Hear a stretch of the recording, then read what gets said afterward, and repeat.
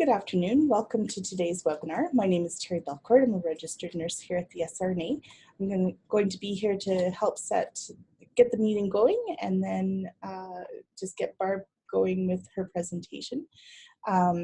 Before we start, I'd like to acknowledge that this presentation is being held on Aboriginal land and recognize the strength, resilience, and capacity of the Treaty 4 Métis people in this land. So our topic today is RN specialty practices, and I really am so happy to have Barb here. She is our resident expert on RN specialty practices and has a huge passion for this area of nursing and the possibilities within nursing for RN specialty practices. So before I hand it over to Barb, I'd just like to say that if you want to ask her a question, the best way to do that is through the chat. Or the question and answer module. So you'll find those either at the top or the bottom of your screen when you hover your cursor. You'll be able to open up those areas. And Barb did put a message into the chat box, so it should be a yellow color on your screen. I think that's it for sort of housekeeping items. So I'm going to turn it over to Barb. Thank you, Terry. And thank you for joining everybody. Happy 2019. I'm trying to decide how late into January we can actually say Happy New Year, but we're really glad that you're able to join today and talk about RN specialty practices. And really when it comes to whether or not it's a presentation or what we'll be doing over the next hour, I have several times presented about RN specialty practices, and each time it's slightly different. And that reflects that RN specialty practices are evolving over time and expanding, and that's very reflective of the evidence that evolves, as well as the uptake and implementation of the framework within our province. So it's always evolving and very exciting. And in some of the webinars, we've been able to essentially promote the participants to panelists so that we can share and have actual discussions. So depending on what device you're on, we may choose to do that. But each of the sessions is really tailored to you. We should let you know also that we're recording them and that we will potentially be posting it on our website as well. So just to keep that in mind, and if that's a factor, maybe you could connect in the chat box to indicate whether or not that's okay with you if we in fact promote you to panelist and then have some discussions around your practice. That often depends on the volume and the interest of the participants. So it can go any sort of direction, but I generally start out by describing RN specialty practices. But let's figure out how that will go, and we'll just dive in. So my first question for you is, I'd like to see if we can get the chat box going so I can connect with you, make a connection with you wherever you are. And let's get you to put in the chat box where you're joining from, or if you have a special interest in a particular area around RN specialty practices, whatever you're willing to share at this point with respect to what brings you here today. So I'll just look for your comments in the chat box, and if I don't have any responses, I'm going to just try to reach out to you even a little bit more than to figure out troubleshoot what the challenge is. If it's the device that you're on doesn't have maybe you're on your phone or you are not able to figure out how to use the chat box. So let's make sure we have a connection so that I'm not just droning on and on, which is what my children often accuse me of. So there you go, your first joke. So any connection out there about what's happening and what you're interested in today? It's a bit of a pre-discussion assessment about how you'd like this to go and what you're joining to think about with respect to RN specialty practices. Is it brand new to you?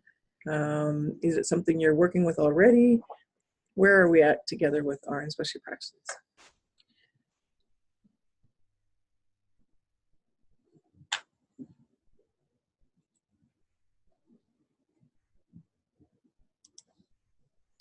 So far nothing. I wonder, do you have any suggestions, Terry, about how we can connect with the participants who are there? That chat box is the best way. We do have a message in there, like going out, so people should be able to see that yellow or that orange button where they can add in their comments. I could very quickly put.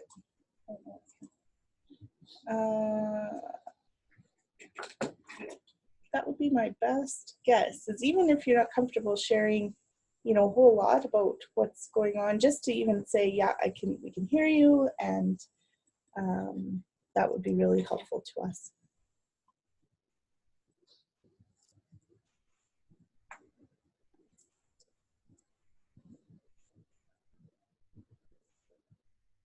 I wonder about the possibility of, beside the names, I have the opportunity to say allowed to talk. Sounds like such power.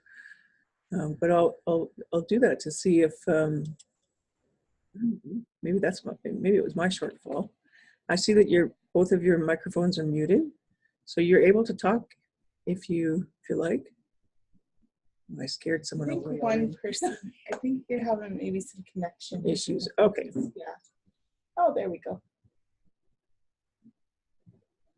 Okay.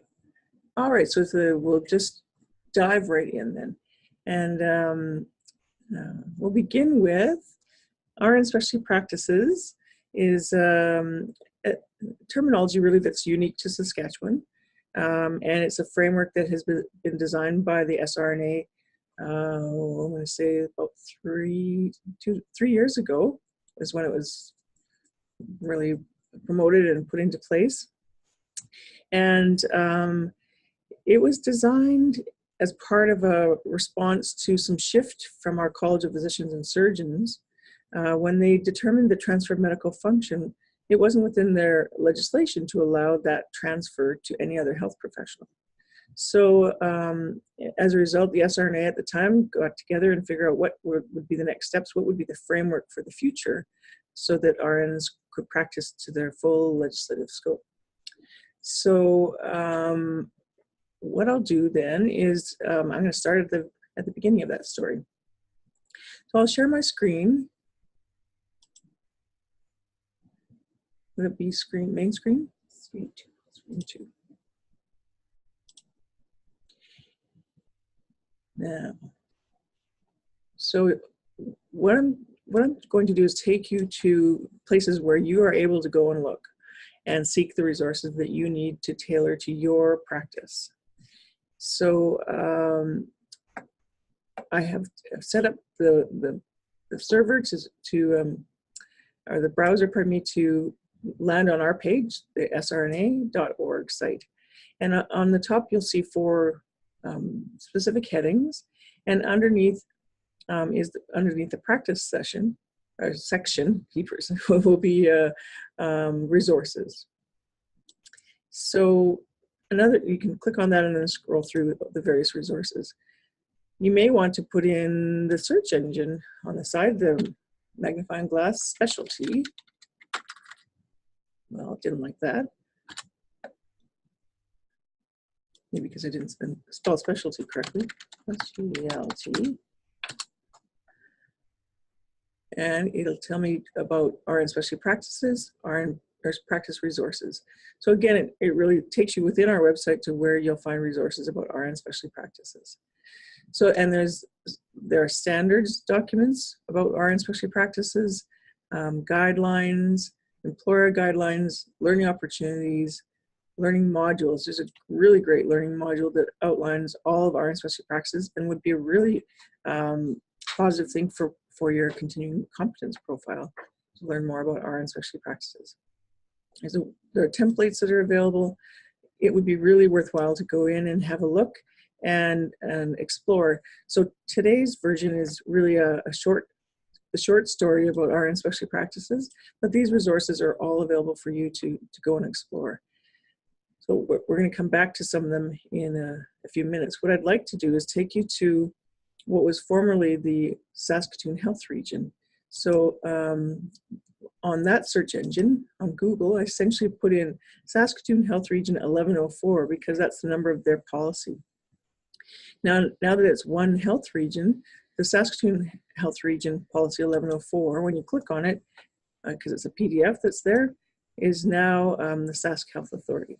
So the Saskatoon Health Region documents have been adopted and are still current within the Sask Health Authority. So this policy 1104, you'll see is, now I first should explain why would I go away from our site and use this document to describe RN specialty practices. And I think it's one of the best examples. First of all, it's been shared publicly for a long time. And when RN specialty practices were first introduced, they had in Saskatoon some very dedicated resources and very bright minds who came together and put it into action in Saskatoon. And they essentially made their documents public. So that's one reason they've done some significant work on this. And also the responsibility of the SRNA is to create the framework for practice.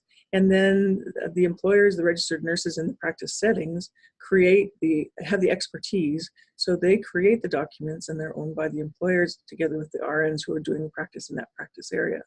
So this is also reflective of that, that we don't create the clinical protocols.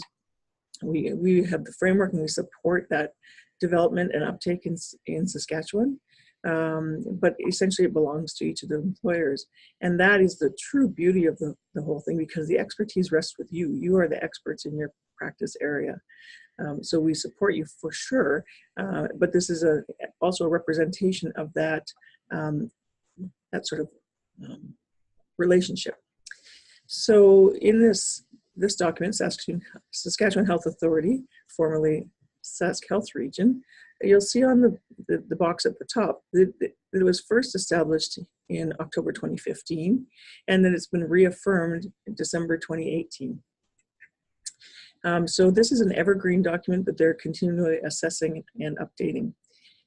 So the first 4 pages of the document reflect exactly the framework that was established by the SRNA when RN specialty practice, the framework was first designed. So all the terminology is reflective of this. Now, this is the overarching document for the Saskatoon Health Region for RN specialty practices. So all of the RN clinical protocols that are within that employer, this Sask Health Authority in Saskatoon, relate to this overarching document. And that is part of the responsibility when establishing RN specialty practices from any employer, is that they have an overarching document that defines that arrangement. So the first 4 pages then have the terminology and the process and the structure around RN specialty practices and the framework that was designed by the SRNA. Then we get to page 5, my favorite page of all, where it's essentially a roadmap of those four pages and kind of an explanation of where things were established and where they are currently. So this was also cleverly designed by the Saskatoon Health Region, and is a really good teaching tool for this framework. So on the left-hand side, now again, if you have any questions, just put in the chat box, but I'll just keep going on until I hear anything otherwise. Excuse me. So on the left-hand side, you'll see 1993 to 2015. And as I alluded to before, in those times in our nursing practice, we had transfer of medical function, excuse me, and special nursing procedures. So it was around the end of that time frame that the College of Physicians and Surgeons, so within transfer of medical function, what would happen is essentially there's so many things that needed to be done, and RNs being very, very capable would provide that care. It was essential, and often it was under the authority of a transfer of medical function. Now, in the true sense of the word for transfer of medical function, the responsibility for having the authority and oversight and education around that particular practice was the responsibility in a transfer of medical function of the physician. It wasn't a completely practical arrangement if you consider the oversight and the education and so on. That's not where the education was typically coming from, and nurses were very, very capable of providing the education for each other and making sure that the practice was done based on evidence and best practice. But then there's an examination essentially from the College of Physicians and Surgeons who said, you know what, we don't have the authority to transfer medical function to any other health professional. So let's work together, SRNA, and figure out what you'll do. But essentially, you need to create a framework or a structure by which you can practice under your own authority. Now we have legislation, the RN Act, that we practice it within in Saskatchewan. And looking to our RN Act, it provides our authority to practice, as well as RN NPs and anyone practicing under the RN title in Saskatchewan.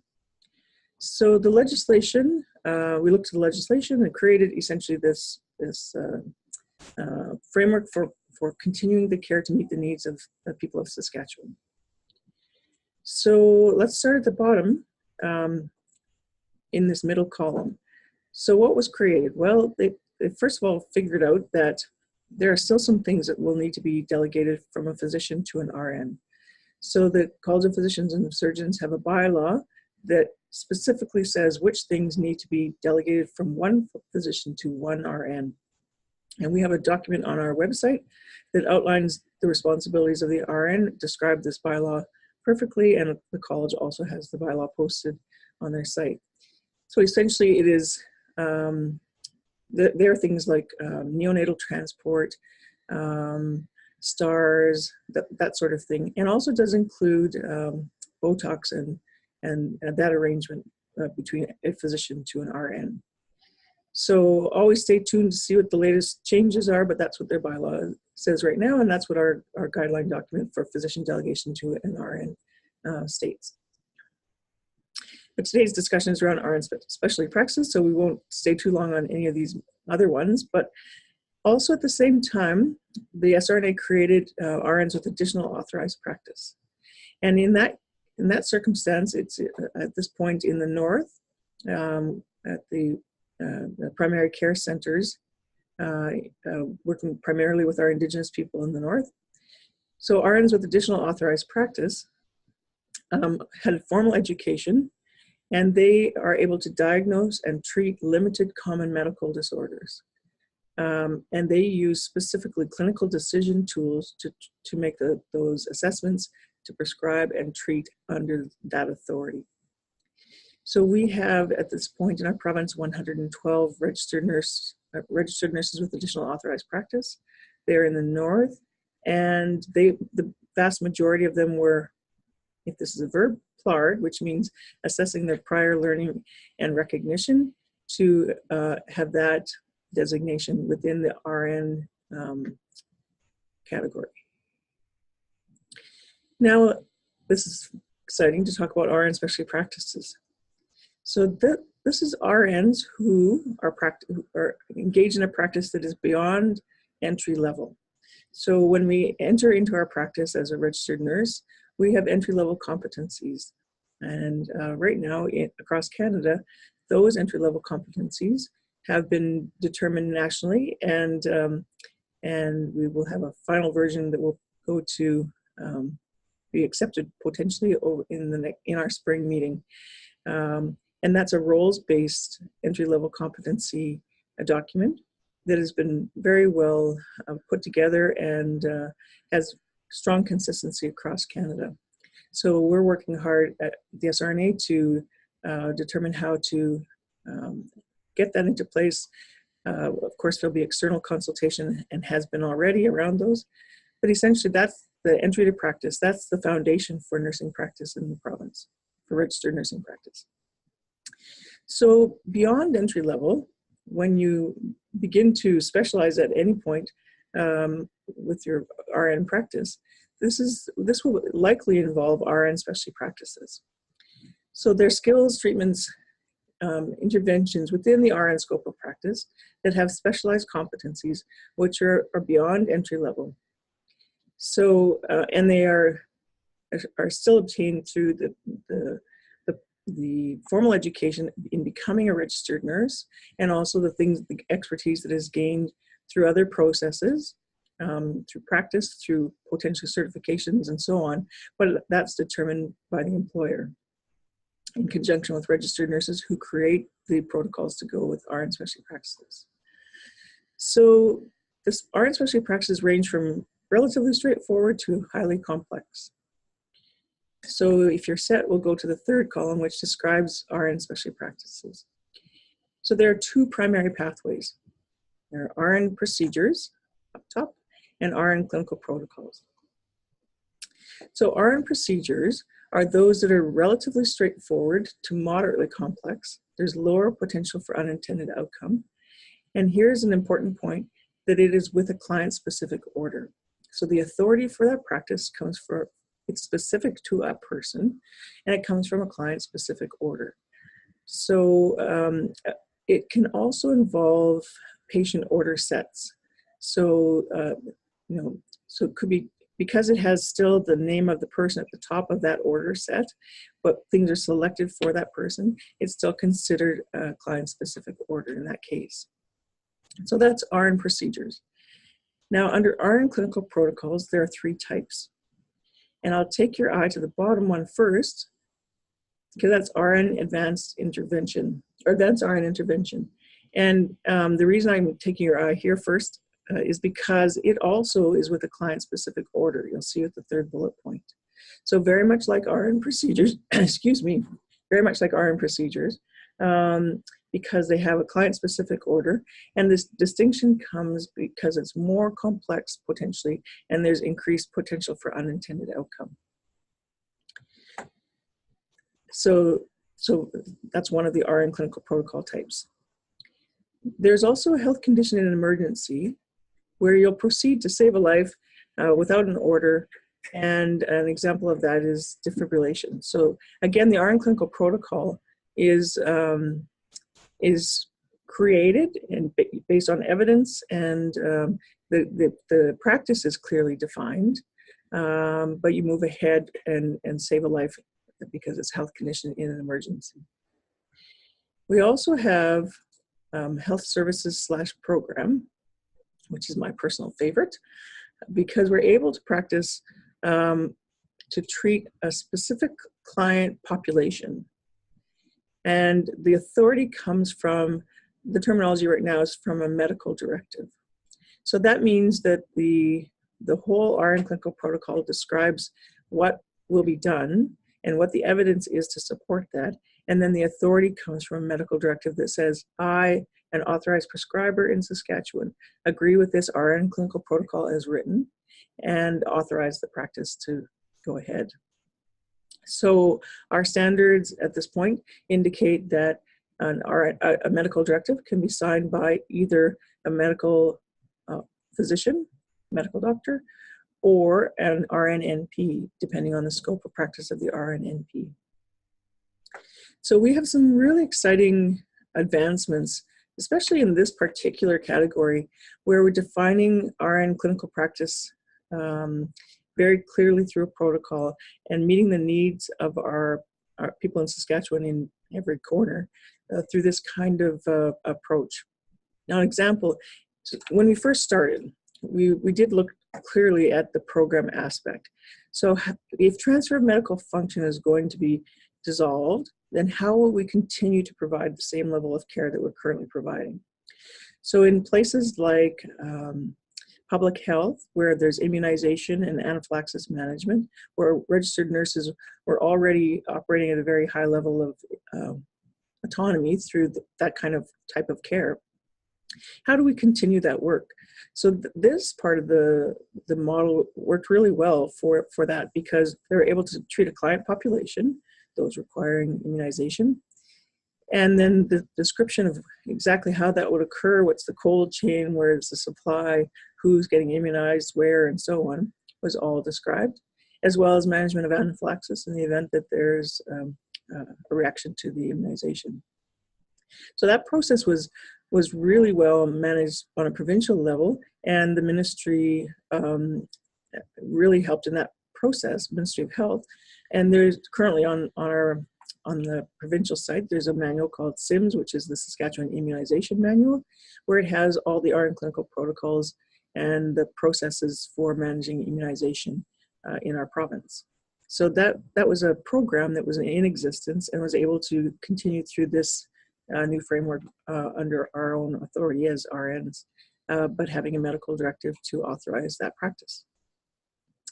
Yeah, another example of that would be in a diabetes center where registered nurses are titrating insulin doses, teaching self-management for sure, but there are times maybe with pediatric or pregnancy where the doses are being titrated by the registered nurses with that level of expertise and competency to do so.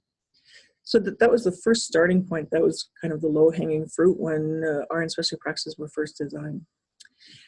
Now we're finding that there are lots of other circumstances where it's in the best interest of the client, no matter where they are, to have the RNs be able to make some decisions around that client population. An example of that is in corrections, in the correctional centers. What sorts of decisions can be made by the registered nurse to manage the well-being of their clientele? Are there circumstances, for example, where administering Tylenol or Gravol or those sorts of things would be prudent for the registered nurse to care for the client? So those RN specialty practices documents are being developed or have been developed and are in place. I should say that, remember that the SRNA does not own these documents. So what we do is try to facilitate the sharing and learnings of each other in a network.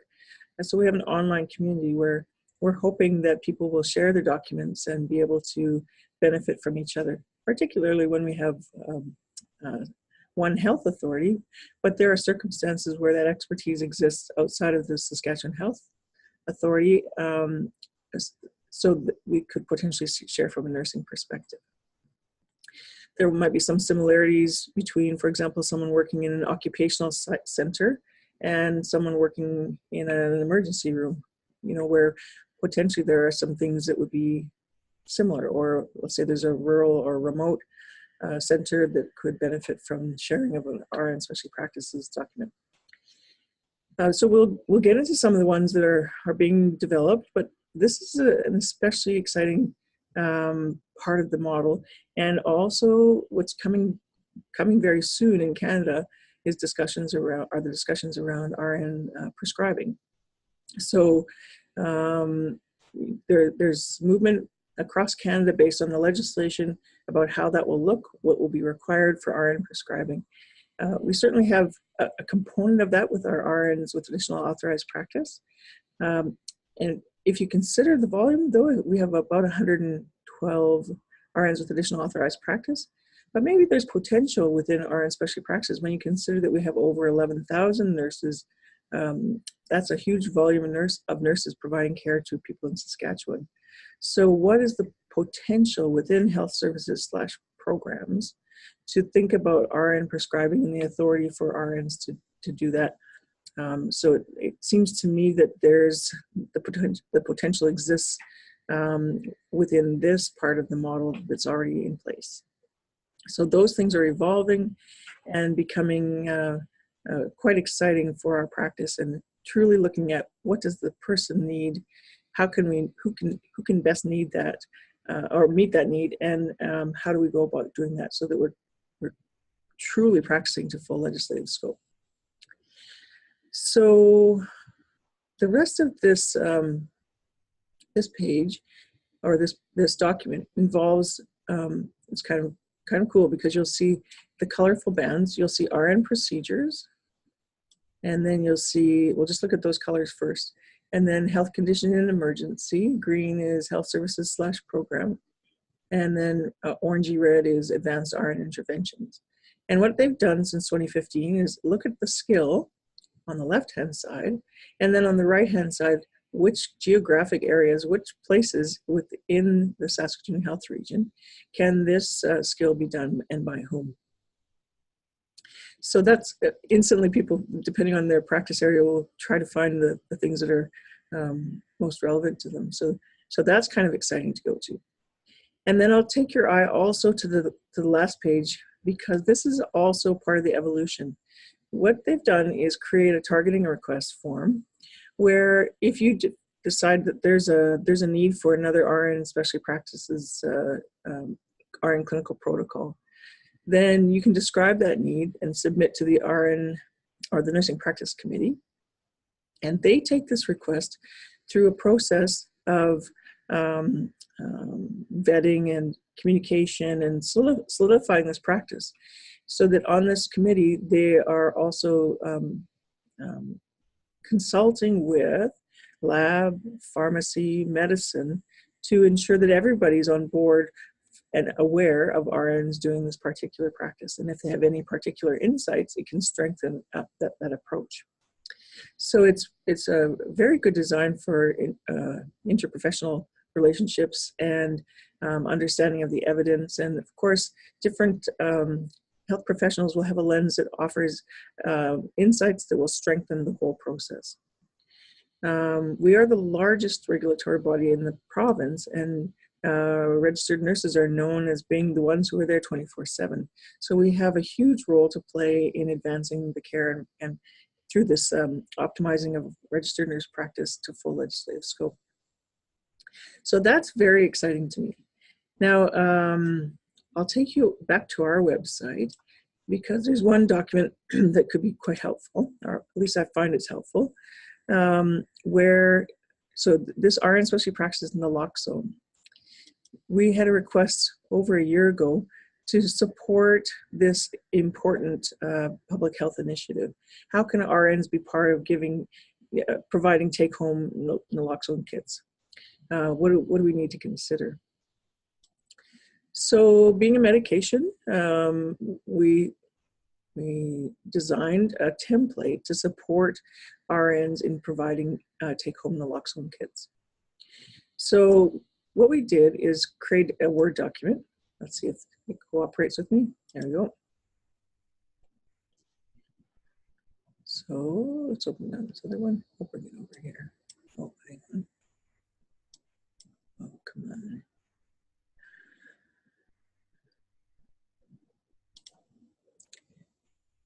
I wonder if I can transport it to the other page. Let's see. Here we go. Hopefully you can see that. So this is the RN Clinical Protocol template. It was designed for RN specialty practices. You know what I'll do before I start into this one is just check to make sure everybody's okay. Are there any questions? Okay, perfect. So I have no chat, so I'm assuming everybody's happy out there and just invigorated by this whole discussion. So RN specialty practices, we designed based on our experience in working with registered nurses who are creating RN clinical protocols from the ground up, essentially. And this one is very much informed by our colleagues in the correctional center. So one of my nurse colleagues in the correctional center needed to establish many RN clinical protocols for their practice. So we decided together, wouldn't it be great to have a chart at the very front of each RN clinical protocol that summarizes at a glance, exactly what this protocol is about and who can do what. So that is the chart that we created. So we've replicated the same chart in this document for take-home naloxone kits. Now, this template is meant to serve two purposes. One, if you need to create an RN clinical protocol for the provision of take-home naloxone kits, this is a rough framework or a skeleton of a clinical protocol that you may choose to use. You can adapt it. It doesn't have to be this. It's merely perhaps a leg up to having an RN clinical protocol. Where we've been finding that it's very helpful, though, and how it was designed also, is that it could be a skeleton for any RN specialty practice. So that's why it has like blue ink or the little indentation marks. I have no idea exactly what those things are called. But you can see where this is like an example of what could be in your RN clinical protocol. So starting at the top, you would number it, you'd put your logo, it belongs to the employer, and it also relates to an overarching document that I was talking about, just like the Saskatoon Health Region created an overarching document. You would have a policy that describes RN specialty practices in your from an employer perspective. So every one of them relates to that overarching policy. So on the right-hand side, you'll see the Rna Clinical Protocol effective date and when is it scheduled for review. So often it's 1 year, maybe 2, but the evidence changes pretty rapidly. So at least having a review to ensure that this is the latest evidence being applied makes good sense. The authority in this case is an Rna Clinical Protocol, check mark, with a health services program, check mark, with a medical directive, check mark. It defines the client population that you're providing that care to, and then it describes who it's signed by. Then on the left-hand side, you'll say it says who created this Rna Clinical Protocol, who approved it, and then what is the date that that occurred. And then over here, it's which RNs can do this particular practice, and what competency requirements does that RN or those RNs need in order to do that practice. So it has what I would consider everything you need for the RN specialty practices, except for one thing, and that's at the bottom. That's the evidence. So it contains a description of where does the authority come from, who can do this, where, and what are the competency levels that are required for that practice. Then it scrolls down to include, let's see, maybe I'll move it here, right? The definition, the scope, the risks, and the RN process steps. So nursing assessment, plan, implementation, and evaluation, and then the documentation, the communication. And here is the medical directive. Now, I should tell you all those headings that are in there are suggestions, not requirements, but it does give a full description of what's happening in that particular practice and what the expectations are. And then the medical directive, and if I had a magic wand, I would instantly change this from medical directive to authority. It's just strictly the authority. Where does it come from? Because we already know that RNNPs are able to sign our medical directives, and medical directive is strongly related to physician terminology, and it's confusing for people because how is a medical directive different than transfer of medical function? And they are very distinctly different, especially when we consider the legislation from the College of Physicians and Surgeons. But it can be very confusing to have a medical directive because maybe it's just a different terminology, when in fact they have different relationship with the framework.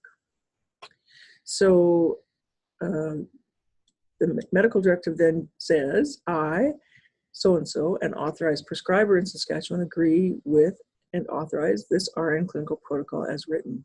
So they're looking at the whole practice, not just the pieces that require authorization, like a medication or whatever. And that it helps with the interprofessional relationships around who's doing what and how it's defined. Now, probably the most important thing of all is what is the evidence? What does the evidence say we should be doing? What supports this practice from an evidence perspective? So if we consider, first off, what are the needs of the patient? What does the evidence say around that practice? What authority, where does the authority come from to do it? And who will do it with what competency? That really is the basis of RN specialty practices. And with those pieces in mind, that's what's really pushing the boundaries and having RN practice evolve and expand to meet the needs of the people of Saskatchewan. So I'll give you an example of one that's being, well, how about, there's one that happened a couple of years ago, and that was a recovery room nurse who phoned to say, you know, I have the ability and the authority to do ultrasound post-op on bladders to see if they're distended, but I don't really have the authority so far to do a straight catheterization, which is interesting because complexity is perhaps more with the ultrasound than with the catheterization. So what they're finding is that they do the ultrasound, find the bladders distended, and try to chase down an order to straight catheterize. So an Rna Clinical Protocol describing the whole practice and what are the risks and what are you going to do when you find it and who are you going to inform and so on can be developed for that practice that gives the RN the authority working in that particular area to proceed with the whole nursing practice that makes good sense. Some of the things that have come up over the last couple of years are things like, do I need an order for a dressing change?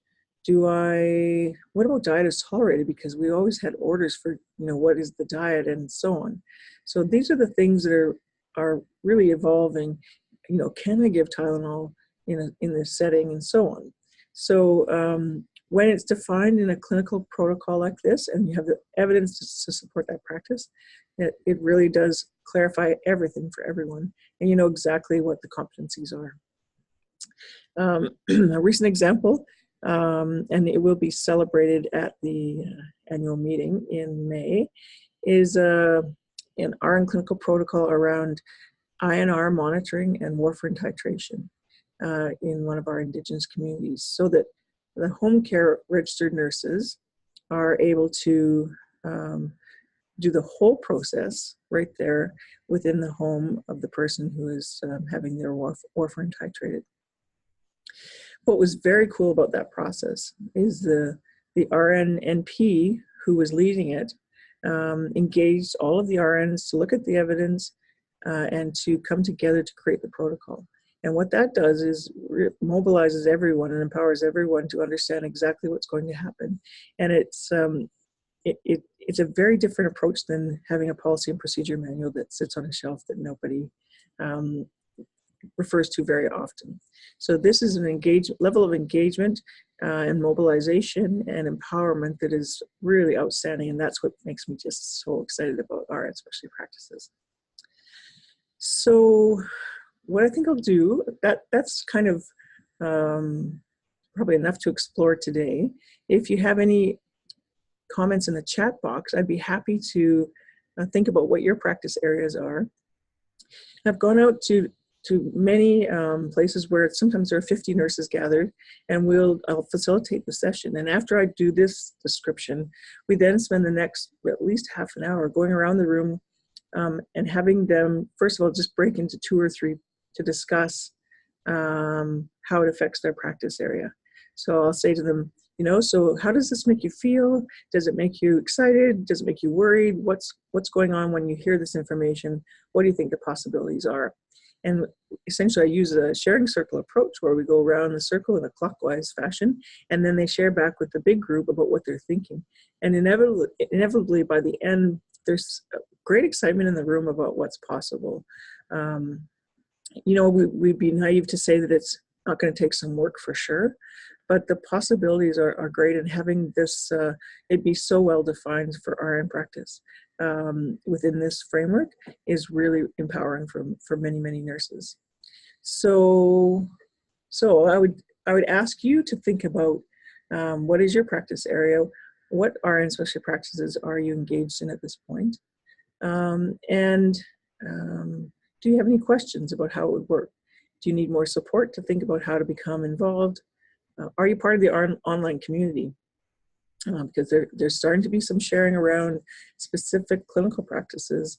There's a question that I have been asked, and I don't believe it's in the community yet, but what about smoking cessation? Does anybody have an RN clinical protocol already established for smoking cessation, using the latest evidence and moving forward to be able to promote that important part of our health for people of Saskatchewan? So if you have any insights on that, please let us know. And in the meantime, I'll be also heading out to have some discussions with our national group around where RN prescribing is going. So that's going to be coming up in the near future. And we'll build on our experiences and go from there. We have such a strong and powerful group across our province with 11,000 nurses working together collaboratively and being willing to share with each other, that we can certainly build on what our experiences and share all our latest experiences, and not even within just our own province, but beyond. What are the practices? What's happening in our particular practice anywhere in Canada or beyond? What does the literature say about what is possible? So there's not a whole lot in the chat box right now, but what I'll ask you to do is contemplate that. Think about what the possibilities are. You can connect with us At any time, there's a nurse practice advisor on call each business day, and you can send an email to us with questions, practiceadvice@srna.org.